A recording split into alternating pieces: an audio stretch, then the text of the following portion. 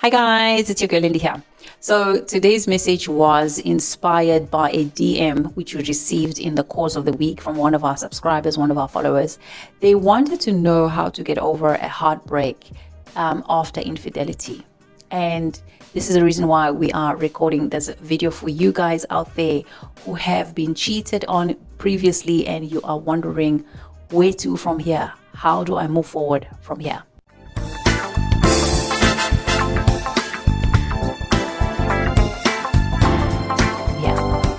So I know it's not really easy for us to also get over being cheated on. In most instances, I've seen that it may leave us feeling betrayed, angry, and confused, and that is normal. Imagine some of us may have invested a lot of our emotions into a relationship or a marriage with a serial killer, or maybe you may have discovered that your partner may have kept a secret about a family on the other side of town. It can be devastating. I know. It can even be harder, especially to come to terms with such an occurrence if you've been sharing children or sharing space with your significant other for a number of years. It's not an easy journey. I know, I have been there. So that brings me to today's discussion, which is, as I said earlier, how to get over being cheated on. How to get over being cheated on. Number one way in which you can deal with infidelity is to deal with your anger. It's normal, as I said earlier, to have a lot of anger and animosity towards your significant other. You will feel angry, you will feel betrayed, instantly your body will get to a state of shock, or sometimes it may shut down.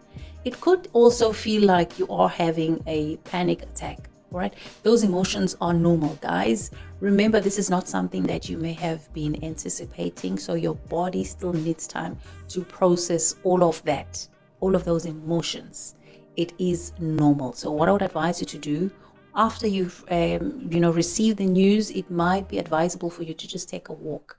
Go for a walk, go for a run, do an activity, go call up your girlfriends, call up your friends, go and hang out with your friends. Do something that is just going to help to regulate that stress. Remember, at that point, your stress level is very, very high. So you need something to help you, in reducing that stress level in your body. Okay, number two, step away. Okay, what I mean by this is stepping away from the situation. Okay, the discussion from your partner. Step away completely. Okay, this is how you're going to be able to process those negative emotions. There's a lot going on at that point. There's a lot. There's shock, there's anger, there's panic, there's all of these negative emotions. So the best thing to do is just to step away, detach yourself from that environment so that you can be able to heal and reflect and try and make sense of all that is going on at that moment.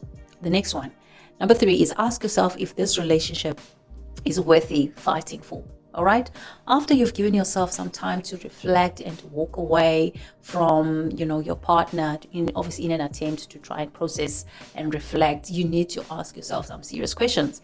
Is it really worthy fighting for this relationship? Okay, now you've got to be really, really honest in your assessment.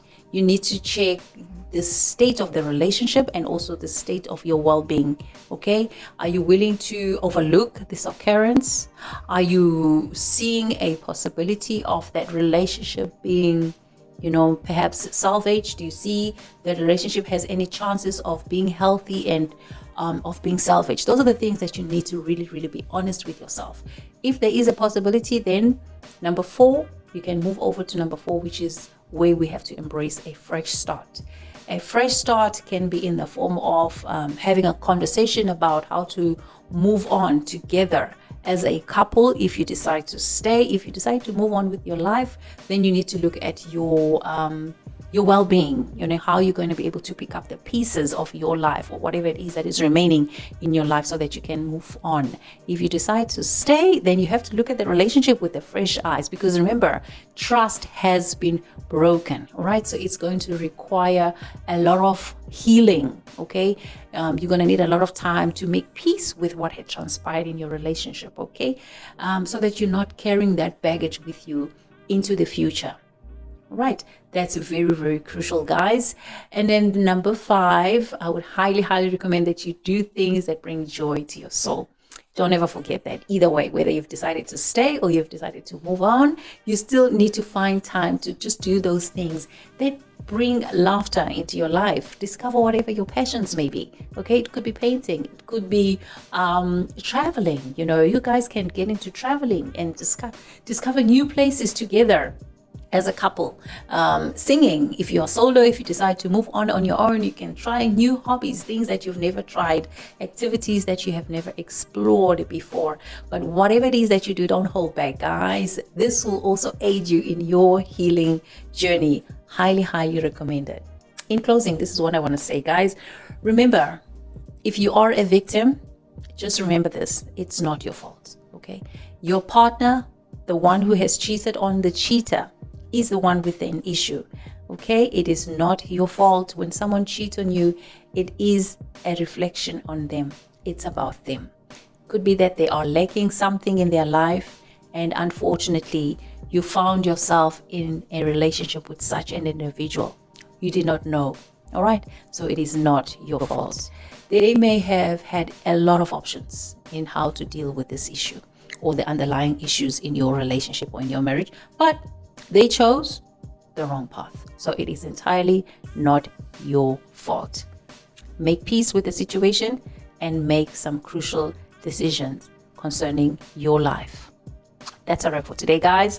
I trust you have found this video to be insightful. If you've been a victim of obviously a cheating partner, or you've been in a relationship where there was infidelity, we would like to hear how you have dealt with that experience.